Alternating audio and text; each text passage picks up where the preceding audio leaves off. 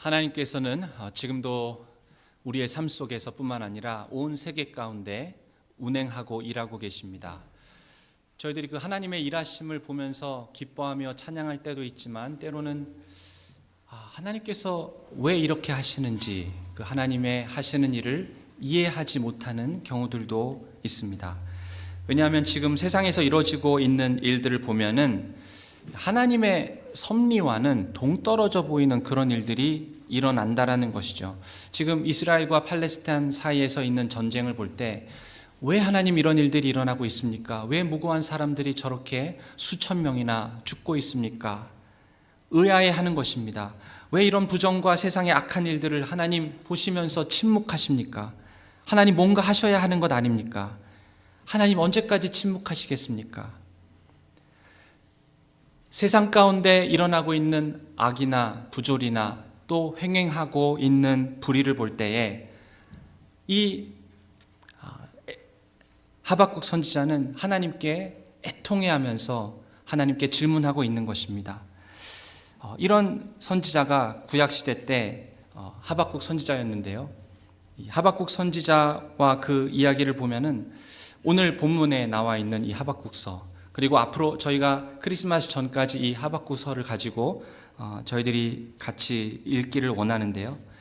이 하박국 선지자에 대한 배경은 성경에 나와 있지는 않습니다. 이 사람이 어느 고향 출신이고 부모가 누구인지 저희들이 잘 모릅니다. 분명한 것은 선지자였고 예언자였다라는 사실은 분명합니다. 하박국의 이름에 대해서 그러나 저희들이 생각을 해본다면 그 뜻이 포옹하다, 이해하다, 감싸다 이런 의미가 그 이름 가운데 있습니다. 하박국은 다른 사람들을 향해서 마음이 열려있는 사람이었고 다른 사람들이 당하고 있는 아픔과 고통에 대해서 감싸주고 싸매어주고 저들과 함께 운명을 같이 하고자 하는 그러한 선지자였습니다. 그러면서 선포했습니다. 세상의 악을 다스리는 하나님의 절대 공의와 신실하심을 끝까지 신뢰하는 믿음으로 살아라. 이것이 하박국서에서 말씀하고 있는 중요한 메시지입니다. 눈에 보이는 현상을 보면서 하나님 어디 계십니까? 하나님 왜 침묵하고 계십니까? 그것 때문에 너무 놀라지 말고 하나님의 절대적인 공의와 하나님의 다스림과 신실하심을 믿으라고 선포하는 것입니다. 그래서 하박국서 2장에 보면은 오직 의인은 믿음으로 말미암아 살리라 그렇게 선포했던 것이죠. 하박국 선지자는 혼란스러운 그런 세대 가운데 살고 있었습니다. 당시에 유다 백성들은 두려움에 떨었습니다. 왜냐하면 자기가 살고 있는 지역 바로 북쪽에 북이스라엘이 있었는데 아수르라는 큰 나라가 갑자기 강성하여서 그 북이스라엘이 점령을 당하고 다 망해버리고 맙니다. 자기 동족들이 하루아침에 없어진 것이죠. 그러면서 남쪽에 있는 유다 백성들은 마음속에 불안해하고 떨기 시작했습니다. 우리들도 언젠가 강대한 나라가 쳐들어와서 다 망해버리면 어쩌나 이러한 불안한 마음을 움켜쥐고 살았던 것이죠. 그 당시에 강대국이었던 나라는 전통적으로 애굽이라는 나라가 강대국이었고 또 아수르는 신흥 강국이었습니다.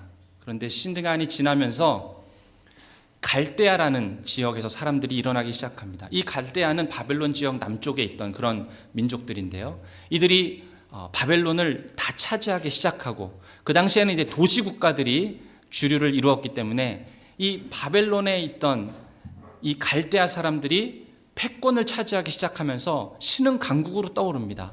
그러면서 아수르를 점령해서 니느웨를 다 이제 쓸어버려서 망하게 하고, 그리고 그 당시에 패권 국가였던 애굽이랑도 싸워서 이 바벨론이 이겨버립니다. 그 강대국 사이에서 격변하는 시대 속에서 하박국 선지자는 북이스라엘이 멸망했으니까 남쪽 유다도 이제 언제 멸망할지 모르겠구나, 그러한 두려운 마음을 움켜쥐고 살았던 것이 바로 남유다에 있던 하나님의 백성들이었습니다. 외적으로 이렇게 격변의 시기를 거쳐가고 있는 동안에 이 남유다 내적으로 나라에는 어떤 일들이 일어나고 있었을까요? 유다 백성들은 불안한 마음에 살았던 것입니다. 언제 망할지도 모르는. 그런데 유다 백성들 그 시대 속에서 일어나고 있는 일들을 보니까 유다 지역의 우상 숭배가 횡행하고 있었습니다. 처음에는 가나안 사람들, 자기 지역에 살고 있던 가나안 사람들의 우상을 같이 섬기는 일을 행하다가 나중에는 애굽이 강대국이니까 애굽에 있는 신을 끌어다가 와서 또 그 우상을 섬깁니다. 그런데 이제 신흥 강국인 바벨론이 일어나니까 바벨론에 있는 우상까지 다 가지고 들어와서 지금 남유다는 우상으로 팽배해 있고 사람들은 하나님의 말씀을 멸시하고 하나님의 말씀의 권위가 땅에 떨어지고, 그러다 보니까 하나님의 말씀의 권위가 떨어지니까 정의가 무너지고 사람들이 마음속에 원하는 대로 살기 시작하는 것이죠. 그러면서 힘이 있는 사람, 주먹이 센 사람, 이런 사람들이 나서가지고 내 주먹이 법이다, 이러한 시대가 되어갔던 것입니다. 그래서 폭력이 난무하고 사람들을 데려다가 자기 실력을 행사함으로 원하는 대로 폭력을 행하고 자기 마음대로 약한 자들을 짓밟는 그러한 일들이 유대 땅 가운데 있었던 것입니다. 그것을 보면서 하박국은 마음에 애통해합니다. 하나님, 언제까지입니까? 왜 이런 일이 우리 땅 가운데 일어나고 있습니까? 왜 이 나라가 왜 강대국들 사이에 끼어서 언제 망할지도 모르는 그런 위험 가운데 우리가 처해 있습니까? 하나님, 뭔가 하셔야 되는 것 아닙니까? 왜 잠잠하십니까? 왜 하나님의 말씀의 권위가 떨어지고 악이 횡행하고 포악이 난무하는 이 땅이 되어버렸습니까? 그렇게 하나님께 부르짖었던 것입니다. 질문하기 시작한 것이죠. 그것이 바로 오늘 본문 2절 말씀입니다. 여호와여, 내가 부르짖어도 주께서 듣지 아니하시니 어느 때까지니까? 내가 강포로 말미암아 외쳐도 주께서 구원하지 아니하시나이다. 여기서 듣지 아니하시니라는 말은 하나님께서 마치 나를 자기의 원수 취급하고 계십니다라는 뜻입니다. 내가 아무리 소리쳐도 하나님 듣지 않으셨군요. 내가 하나님 원수입니까? 이러는 것입니다. 우리가 길거리에 가다가 도둑을 맞으면 어떻게 합니까? 도둑이 내 지갑을 빼앗아가면 우리가 어떻게 합니까? 도둑이요! 하고 소리 지르지 않습니까? 지금 하박국이 하나님한테 이랬어요. 강포요! 그런데 이 강포라는 뜻은 폭력이 난무한다는 뜻입니다. 힘으로 실력 행사를 한다는 뜻입니다. 내 욕심을 관철시키기 위해서 약한 자들을 짓밟는다는 뜻입니다. 이것을 보고 강포요, 도둑이요 라는 것처럼 부르짖었지만 하나님께서 철저히 그 말을 듣지 않으셨습니다. 이렇게 지금 하나님 앞에 부르짖고 있습니다. 왜 그러고 계십니까, 하나님? 3절에 보니까 어찌하여 내게 죄악을 보게 하시며 패역을 눈으로 보게 하시나이까? 겁탈과 강포가 내 앞에 있고 변론과 분쟁이 일어났나이다. 이 어찌하여라는 이 단어는 왜라는 뜻입니다. 왜 하나님, 왜 내가 죄악을 보고 있어야 하는 것입니까? 유대 사회 안에 이런 겁탈과 강포가 있는데, 하나님 앞에서 이런 일이 자행되고 있는데 왜 하나님 살아계심에도 불구하고 이런 불의를 내가 눈으로 보고 살아야 됩니까? 그 이유를 알 수 없어서 하나님께 불평하는 것이죠. 4절 말씀을 보면 이러므로 율법이 해이하고 정의가 전혀 시행되지 못하오니 이는 악인이 의인을 애워쌌으므로 정의가 굳게 행하여 지민이이다. 왜 이렇게 사회가 망해가고 있을까요? 하나님의 법이 멸시를 당하기 때문이다. 율법이 해이해졌다라는 말은 율법이 권위를 상실했다는 말입니다. 하나님의 율법이 정의였고 하나님의 율법이 권위가 있었고, 그래서 그 율법이 나라의 지도자들을 통해서 시행이 되었습니다. 그런데 지도자들이 하나님의 율법을, 하나님의 권위를 멸시하기 시작하고, 그러면서 자기들의 생각과 자기들의 힘이 나라의 정의가 되어버린 것입니다. 그렇게 될 때 포악과 악독이 그렇게 난무하는 사회가 된 것입니다. 하박국은 지금 분노하고 있습니다. 의분을 터뜨렸어요. 어떻게 하나님의 백성들은 하나님을 알지도 못하는 이방 나라에게 유린을 당하고 있습니까? 하나님의 법이 멸시를 당하고 하나님의 말씀이 권위를 잃고 이 나라의 왕과 위정자들은 더 이상 하나님을 두려워하지 않습니다. 말씀의 권위가 땅에 떨어졌습니다. 하나님이 다 지켜보고 계시는데도 불구하고 대놓고 하나님 앞에서 불법을 저지릅니다.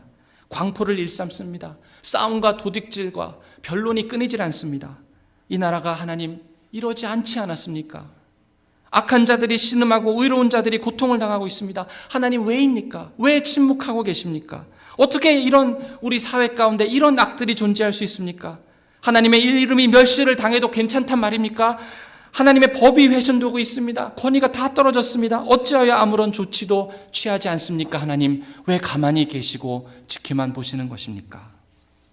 하박국은 하나님께 의분을 터뜨리고 있습니다. 그런데 하나님께서 이 하박국의 질문에 대해서 5절 말씀을 보니까 대답을 하기 시작합니다. 여호와께서 이르시되 너희는 여러 나라를 보고 또 보고 놀라고 또 놀랄지어다. 너희의 생전에 내가 한 가지 일을 행할 것이라. 누가 너희에게 말할지라도 너희가 믿지 아니하리라.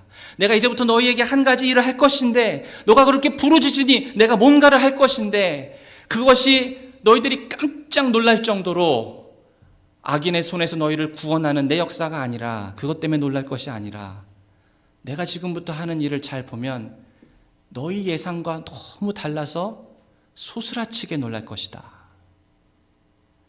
내가 이렇게 말해도 너희가 믿지 않을 정도로 어떻게 하나님이 이런 일을 할 수 있지? 라는 응답을 내가 할 것이다. 도저히 믿을 수 없는 일이 일어납니다. 그것은 바벨론이라는 강국이 와서 이스라엘 백성들을 다 유린하고 유다 백성들을 망하게 할 것이다.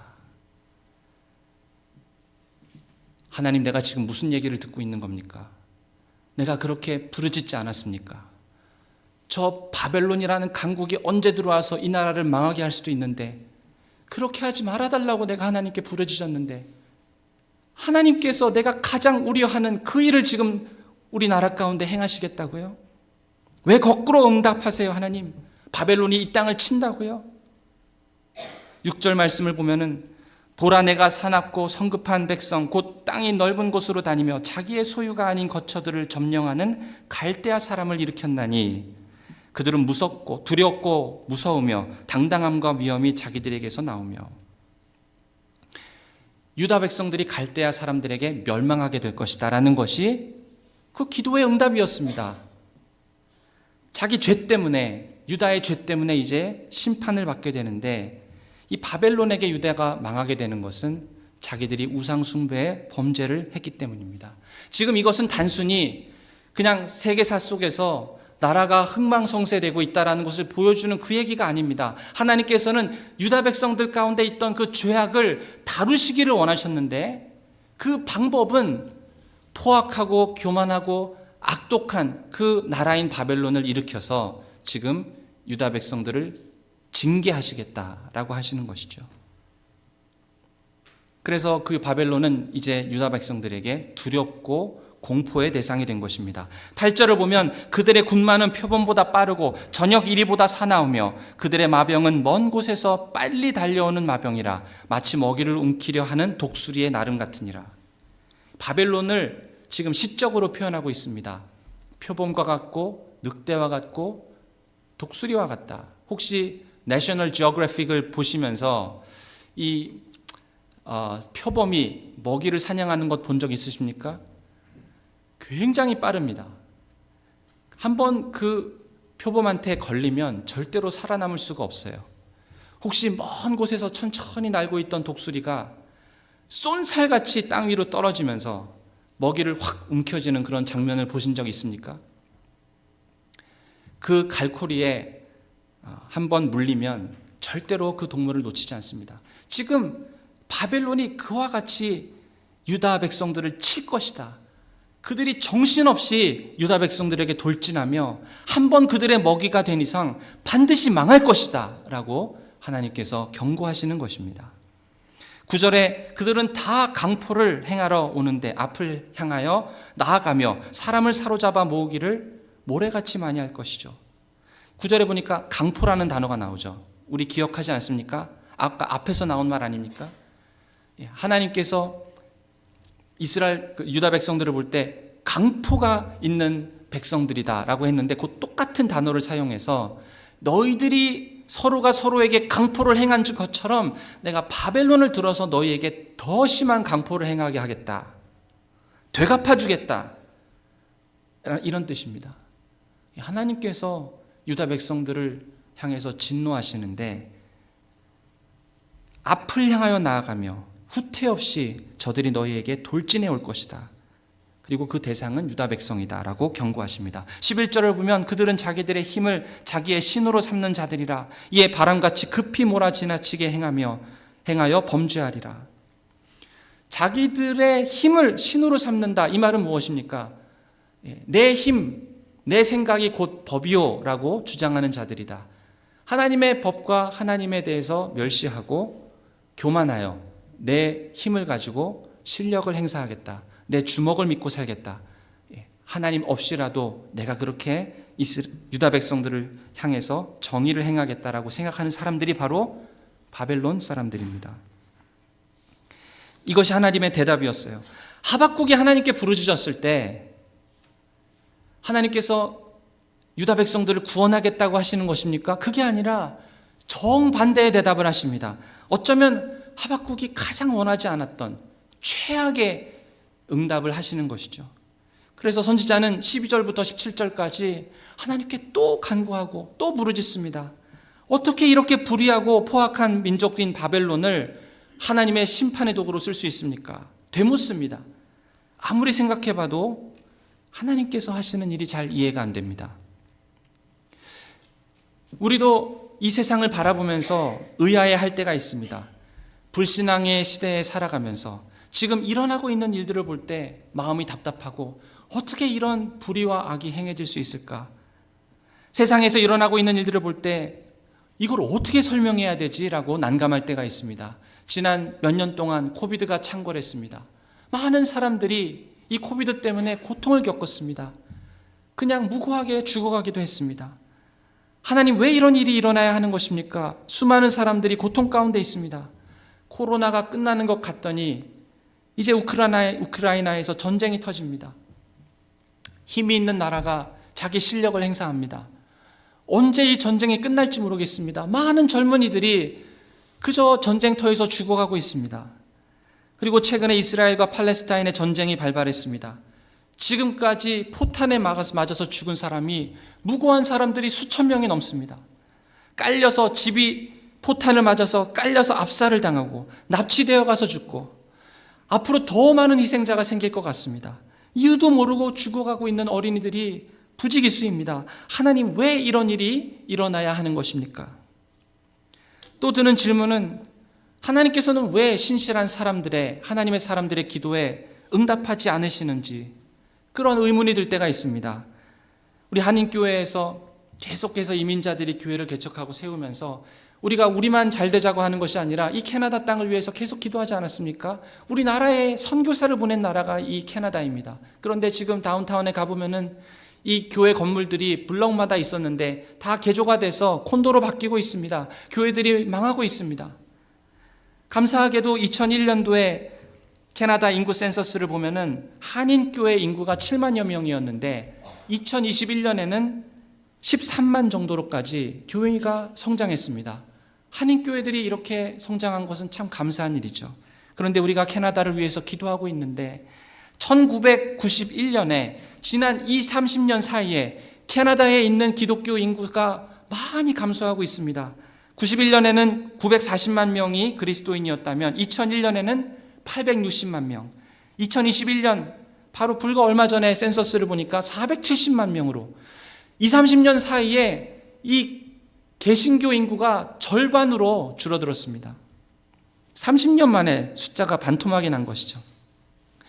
우리가 캐나다를 위해서 이 땅을 위해서 매일 월요일마다 우리가 새벽 기도 때 기도하는데 많은 한인교회들이 기도하고 있는데 실제로 일어나고 있는 일들을 보면은 아직도 하나님은 아무 일도 하고 계시지 않는 것 같습니다. 제가 지난번에 어떤 목사님에게 여기 캐나다에 있는 교회들이 비고 있을 때 여기 캐나다에서 캐나다인 교회에 가서 목회하고 싶은 생각이 없냐라고 물어봤더니 그분이 하는 말씀이 죽어가는 교회에서 사역하는 게 얼마나 힘든데요. 이런 얘기를 저에게 하시더라고요.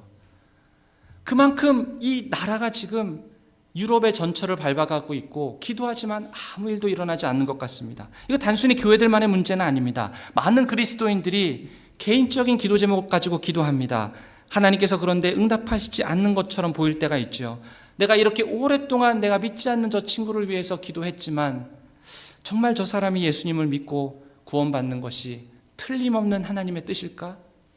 나는 이렇게 오랜 세월 동안 기도해 왔는데 아무 일도 생기지 않는 것 같아. 왜 하나님은 이렇게 침묵만 하고 계시는 걸까? 하나님께서 침묵만 하고 계시는 것 같이 느끼면서 안타까운 마음이 들 때가 한두 번이 아닙니다. 또 하나님께서 일하는 것이 이해가 잘 안 되는 경우가 있는데 우리가 기도할 때입니다. 하나님께서 우리에게 기도 응답하실 때 우리의 예상과는 전혀 다른 방법으로 응답할 때가 있습니다. 우리가 기도할 때 원하는 그러한 기도의 응답이 있죠. 하나님께서는 때때로 우리의 기도에 대해서 전혀 예상하지 못한 방법으로 응답하실 때가 있습니다. 하나님, 내 기도를 들으시는 건 맞습니까? 제 기도를 듣기는 하시는 건가요? 왜 이런 식으로 하나님 응답하십니까? 우리의 기대와는 다르게 응답하시는 그 이유가 무엇인지 잘 이해가 안 되는 경우들이 있습니다. 오늘 본문을 보면 하박국도 이러한 일을 경험한 것이죠. 포악하고 교만한 바벨론을 사용하셔서 하나님께서는 자기 백성들을 벌하시는 일을 합니다. 자기가 가장 두려워했던 그 일을 하나님이 하시는 것이죠. 생각지도 못했던 사람이나 도구를 하나님이 들어 쓰시는 그러한 일을 하나님이 하십니다. 그래서 우리가 이 세상을 바라보고 불신앙의 세대를 바라보고 세상에서 일어나고 있는 일들을 바라볼 때에 도저히 마음이 답답하고 설명이 잘 안 되고 하나님 어디 계십니까? 하나님 지금 너무 오랫동안 침묵하시는 것 아닙니까? 라고 물어볼 때에 오늘은 저희들이 이 본문을 읽으면서 어떻게 저희들이 적용할 수 있겠습니까? 첫째는 질문을 하라는 것입니다. 하박국처럼 하나님께 질문하라는 것입니다. 우리가 그런 마음속에 답답함이 있을 때 하나님께 질문을 해야 됩니다. 하나님께서 하시는 일이 이해가 잘 안 되고 내가 기대했던 것과 정반대로 하고 계시는 것 같을 때에 그때 포기하지 말라는 것입니다. 계속 하나님께 나아가라는 것입니다. 질문하라는 것입니다. 질문할 때 어떤 일이 일어날까요? 하나님께서 응답하십니다. 하박국이 하나님께 질문을 하는데 오늘 본문에 보니까 하나님께서 응답을 하십니다. 그것이 1장 내용이죠. 응답을 듣고 보니까 하박국이 마음속으로 아직 풀리지 않은 것이 있어요. 그래서 하나님께 또 질문을 합니다. 그랬더니 하나님께서 또 응답을 하십니다. 그것이 하박국 2장의 내용입니다. 보통 보면은 공부 잘하는 학생들이 질문을 잘합니다. 학생들이 공부를 잘하는 게 있다면 질문을 잘해요. 선생님이 답변을 주면 똑똑한 학생들은 답변을 듣고 가만히 있지 않습니다. 또 생각하면서 질문을 합니다. 그리고 선생님이 답변을 또 주시면 그 답변을 듣고 이해가 됩니다라든가 그런 좋은 답변을 주셔서 감사합니다라든가 그런 표현을 하는 것이죠. 우리 교수님이 좋은 대답을 해주셔서 감사하라든가 그런 반응이 있습니다. 하박국도 그런 하나님의 대답을 듣고 3장에 가서는 이제 하나님이 하시는 말씀이 이해가 되기 시작합니다. 그러면서 하나님께 반응을 올려드리는데 그것이 바로 감사의 기도였습니다. 우리가 잘 알고 있는 무화과 나무 잎이 마르고 포도 열매가 없고 우리가 찬양으로 알고 있지 않습니까? 그것을 마지막으로 하나님께 올려드리면서 감사하는 것이죠. 그러니까 이 세상의 일들을 보면서 답답함이 있고 이해가 안 되고 하나님 정말 살아계시는지 의문이 들 때 마음속에 그런 아픔이 있을 때 어떻게 하라고요? 질문하라는 것입니다. 그러면 하나님께서 응답하십니다. 그러다 이해가 안 되면 또 질문하라는 것입니다. 그렇게 하다 보면 어떤 일이 생깁니까? 하나님과의 관계가 쌓입니다. 하나님을 더 알아가기 시작합니다. 제가 신학교에서 강의를 하면은 제가 많은 학생들을 이렇게 학생들이 강의할 때 지나칩니다. 그런데 제가 그분들을 다 기억하지 못해요. 그런데 제가 기억이 나는 학생들이 있습니다. 어떤 학생들이냐 하면은 저한테 질문하는 학생. 그게 기억이 나요. 질문을 한 번이 아니라 여러 번 하는 그런 학생들이 있습니다. 그럼 제가 꼭 기억을 해요. 그 말은 무엇이냐면은 그 학생에 대해서 제가 기억한다는 것은 그 친구가 질문을 하고 제가 대답을 할 때 그 친구에 대한 기억과 지식이 남는다는 것이죠. 우리가 하나님께 질문을 하면 하나님께서는 그 질문을 들으십니다. 하나님께서는 우리가 질문하는 그 질문들에 대해서 하나님 기억하십니다. 그리고 하나님이 정하신 때에 하나님께서 응답하십니다. 하나님께서 우리의 질문들을 기억하세요. 그런데 우리가 질문을 할 때 중요한 전제가 있습니다. 학생들이 왜 교수님한테 질문을 합니까? 교수님이 내 질문에 대해서 답을 할 것을 믿기 때문에 질문을 하는 것이죠. 우리가 하나님한테 어려운 상황에서, 답답한 상황에서 하나님께 부르짖고 질문을 올려드릴 때 우리 마음속에 하나님에 대한 신뢰가 기초가 되어서 질문하는 것입니다. 하나님께서는 반드시 응답하실 것이다 라는 믿음이죠. 그 전제는 하나님에 대한 신뢰입니다. 하나님께서 반드시 응답하실 것이다. 하박국은 하나님께서 내가 질문하면 내 질문에 대해서 응답하실 것이다 라는 믿음이 있었어요. 그 믿음을 가지고 있으니까 그 믿음을 전제로 질문을 한 것이죠. 시편 13편 1절 말씀을 보면은 다윗이 시편 13편을 썼는데요. 이렇게 말합니다.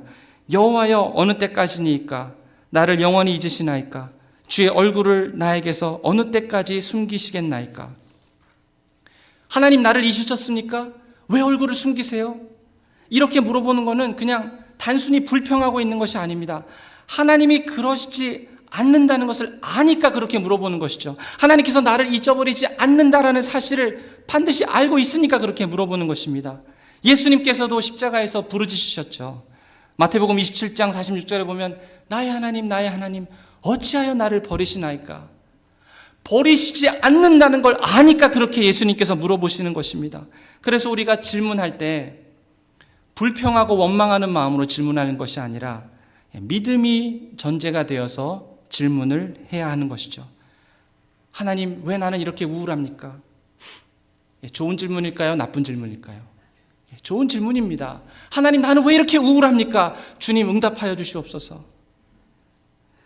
하나님, 답해 주시옵소서. 하나님, 우리 아이들은 언제 하나님께 돌아오겠습니까? 하나님, 답해 주시옵소서. 하나님, 언제까지 투병을 해야 됩니까? 하나님, 우리 교회가 무슨 방향으로 나아가야겠습니까? 좋은 질문일까요? 나쁜 질문일까요? 다 좋은 질문입니다. 질문을 해야 됩니다. 그렇게 질문을 할 때 우리는 하나님의 마음을 알게 됩니다. 하나님을 더욱더 이해하게 됩니다.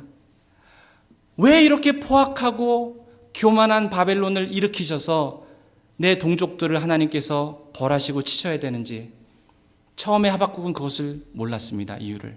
그런데 하나님께 질문하고 하나님께 답을 듣고 또 질문하고 답을 듣고 그러면서 이제 하박국의 마음속에 이해가 되기 시작하는 겁니다. 내 동족들이 이렇게 포악하고 교만하고 하나님 말씀을 멸시하고 저들을 돌이킬 수 있는 방법이 없구나. 하나님께서 그렇게 애타는 마음으로 찾으신 것이 결국에는 더 포악하고 더 교만하고 더 악독한 그러한 나라를 들어서 쓰시는 방법밖에는 이 백성들을 살릴 방법이 없구나.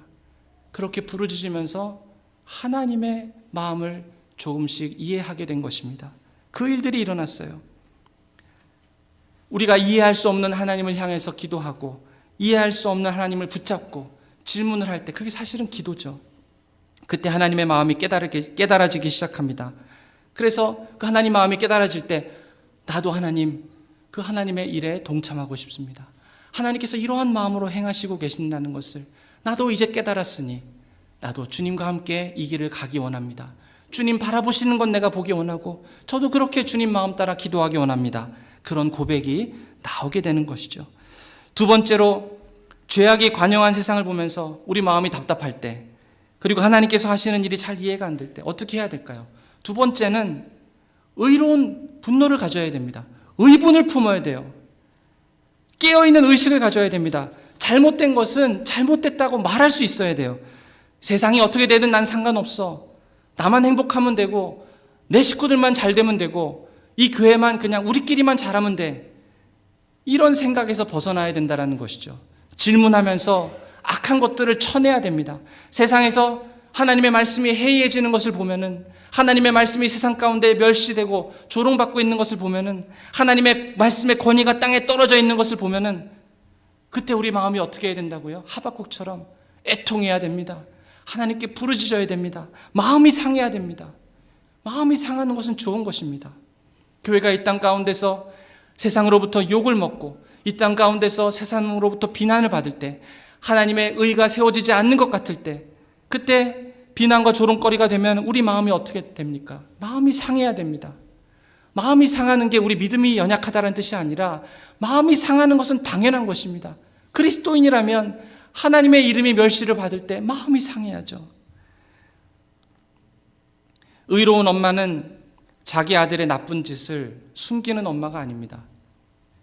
허물은 덮어줘야 됩니다. 자기 자식이 실수를 하거나 그릇을 깨거나 그러면 덮어줘야죠. 그런데 죄가 있다면 그것을 고쳐야 됩니다. 그게 의로운 엄마죠. 우리가 자녀들을 키울 때 우리 자녀들의 마음속에 학교에서 배우고 오는 것들, 또 이 세상에서 그대로 듣고 있는 문화들을 가지고 부모에게 이런저런 얘기를 하면은 마음이 무너질 때가 있습니다. 엄마, 나 오늘 교회 안 가고 스포츠 게임 하러 가고 싶어요. 엄마, 나 오늘 교회 가기 싫어요. 생일잔치 갈래요. 그럼 이 사회 속에 있는 사상과 생각이 뭐냐면 그 사람의 결정을 존중해 줘야 된다는 것입니다. 내가 어떻게 자식한테 이래라 저래라 할 수 있어? 자식의 결정을 존중해 줘야지. 그게 휴머니즘이죠. 그런데 우리는 그리스도인이기 때문에 마음속에 또 고민이 있어요. 이 자식을 내가 마음대로 할 수는 없지만 이 아이가 계속 자라면 이제 자기 마음대로 행동하고 자기 마음대로 결정하면 무엇이 이 아이를 하나님께로 돌아올 수 있게 하지? 그러면서 마음이 상해야 됩니다. 아이들을 내가 쥐고 흔들 수는 없지만 내가 이 아이를 어떻게 가르쳐야 되지? 어떻게 이 아이의 마음속에 하나님을 예배하는 것이 세상 어떤 것보다도 더 소중하고 하나님이 다른 건 모든 것보다도 소중하다는 것을 내가 이 아이에게 어떻게 가르쳐야 되지?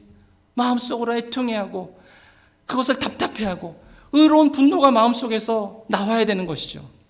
자녀들이 부모를 나이가 들면은 좀 안다고 가르치기 시작합니다. 우리 부모는 이민자라서 캐나다를 잘 몰라. 이 사회가 어떤 사회인데.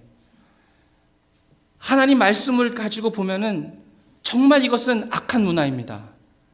그런데 자식들이 부모에게 와서 부모는 잘 모른다고 가르치기 시작해요.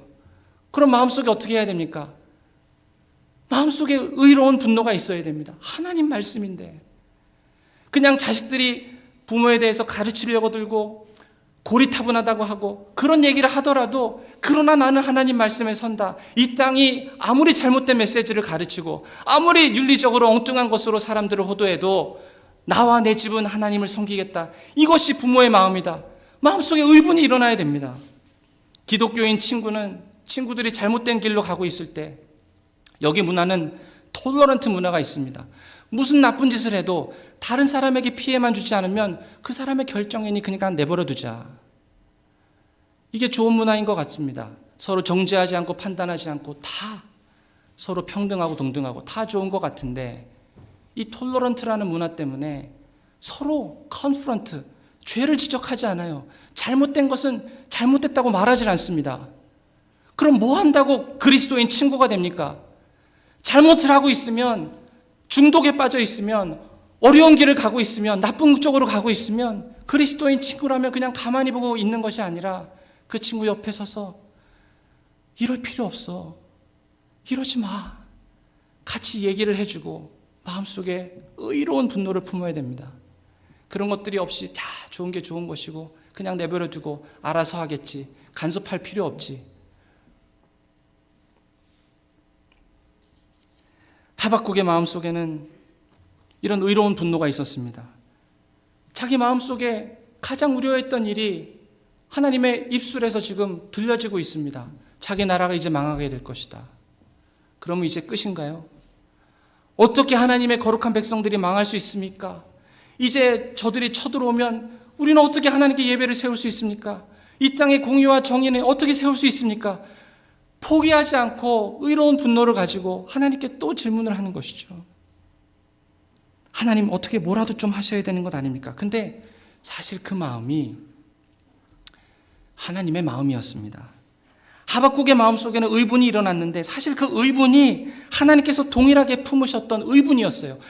하박국은 이해할 수 없어서 하나님께 부르짖고 있었지만 부르짖으며 하나님께 질문하면서 기도했더니 사실은 하나님도 똑같은 의분을 갖고 계셨던 것이죠. 의분을 품으라는 말은 하나님을 신뢰하라는 말입니다. 너희 마음속에 그런 의분이 일어나느냐? 내 마음도 그렇다. 하나님 그러시고 계시는 것이죠. 그런 하나님을 신뢰하는 것입니다. 그렇게 하는 기도가 하나님을 영화롭게 하는 기도입니다. 기도하는데 하나님 어떻게 생각하는지 전혀 생각도 하지 않고 하나님이 이 세상을 바라보면서 어떻게 통하시고 아파하시는지 전혀 관심도 없고 그냥 내 문제만 해결해 주시면 된다는 식으로 하나님께 하는 기도는 하나님을 영화롭게 할 수 없습니다. 하나님을 영화롭게 하는 기도는 하나님과 같은 마음, 하나님이 억울해할 때 같이 억울해하고 하나님이 의분을 품을 때 같이 의분을 품고 같은 마음과 생각을 가지고 하는 기도를 통해서 그 기도가 하나님을 영화롭게 하는 기도입니다. 시편 145편 18절을 보면 여호와께서는 자기에게 간구하는 모든 자, 곧 진실하게 간구하는 모든 자에게 가까이 하시는도다. 하나님의 마음을 가지고 기도하는 자를 하나님 가까이 하십니다. 어제는 교회에 청소가 있었습니다. 많은 분들이 오셔서 같이 청소하는데 참 감사했습니다. 우리 교회 어르신들이 삽자루를 들고 나가서 걸으시면서 청소하는 것을 볼 때 제 마음속에 좀 답답함이 있었습니다. 저렇게 하다가 혹시라도 어디가 삐거나 다치시면 어떻게 하지? 우리 교회 이제 앞으로 사람들이 교회의 필요를 보면서 섬기려고 일어나야 될 텐데 제가 그러면서 좀 마음속에 답답함이 있었습니다. 저희 교회 주방을 보면은 이렇게 어르신들이 무거운 거를 낑낑 들고 있어요. 제가 저러다가 다치시면 어떻게 하지? 좀 힘 있는 사람이 와서 좀 들어주면 좋겠다. 제 마음속에 이거 어떻게 해야 되지?